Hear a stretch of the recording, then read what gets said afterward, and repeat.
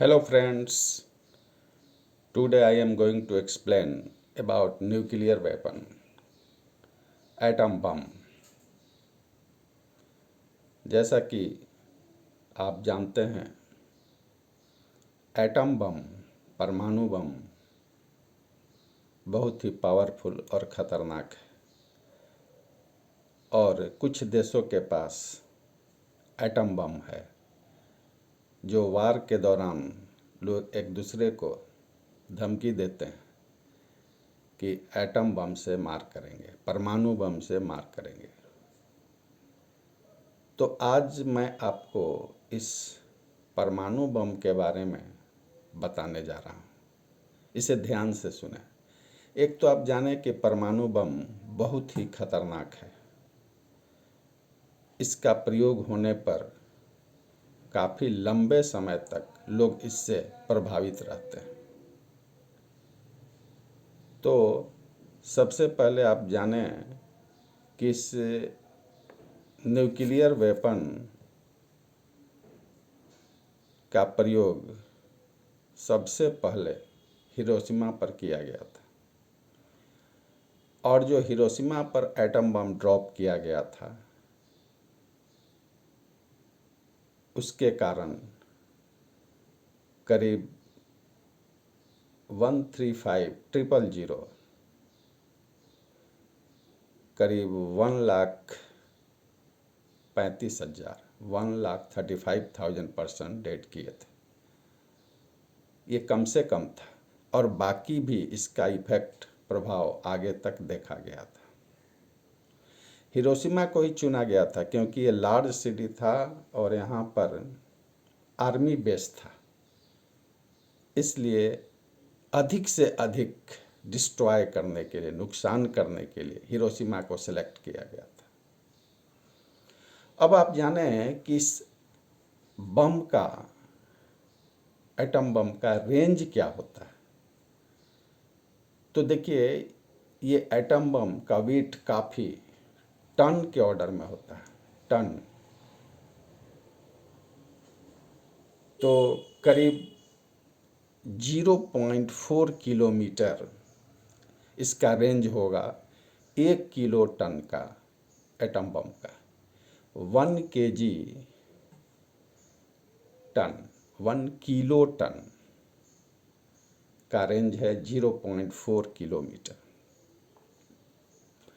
उसी प्रकार से TNT इल्ड में 1.9 किलोमीटर रेंज तक इसका इफेक्ट हो सकता है 100 किलो टन वेट वाले परमाणु बम का, और मैक्सिमम है 8.6 किलोमीटर, लगभग 8.5 kilometre for 10 megaton, 10 megaton के एटम बम के। मेगा आप जानते हो, मेगा मीन्स 10⁶। तो 10 मेगा टन का रेंज है 8.61 किलोमीटर, बहुत ही अधिक है।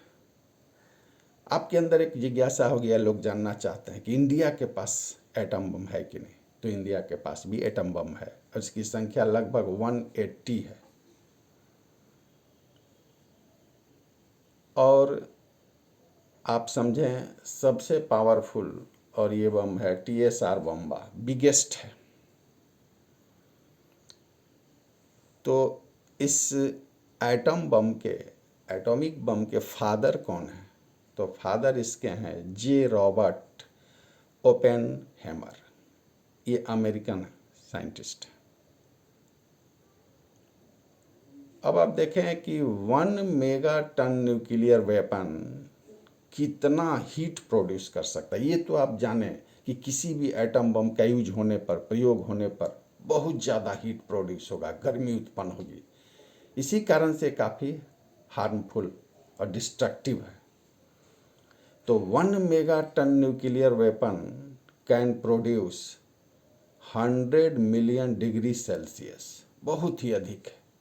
आप देखते हैं कि हम लोग 40-45 डिग्री सेल्सियस में कितना बेचैन हो जाते हैं, हमारा लाइफ डिस्टर्ब होने लगता है। तो 1 megaton nuclear weapon 100 million degree Celsius heat produce कर सकता है। इतना टेम्परेचर इसमें होगा। 100 मिलियन डिग्री सेल्सियस टेम्परेचर ये उत्पन्न कर सकता है। इंडिया में BARC Bhabha atomic research centre पर सबसे पहले एटम बम का इन्वेंशन हुआ था। तो ये बम, इसमें 75 साइंटिस्ट और इंजीनियर्स लोग मिलकर बार्क स्टेशन में, भाभा एटॉमिक रिसर्च सेंटर में इसका रिसर्च किया गया था।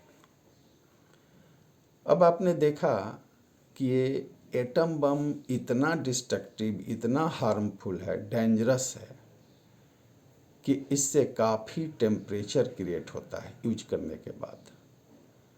और जनरली किसी भी कंट्री को ये राइट नहीं दिया गया है कि जल्द से जल्द वो इसे यूज करे।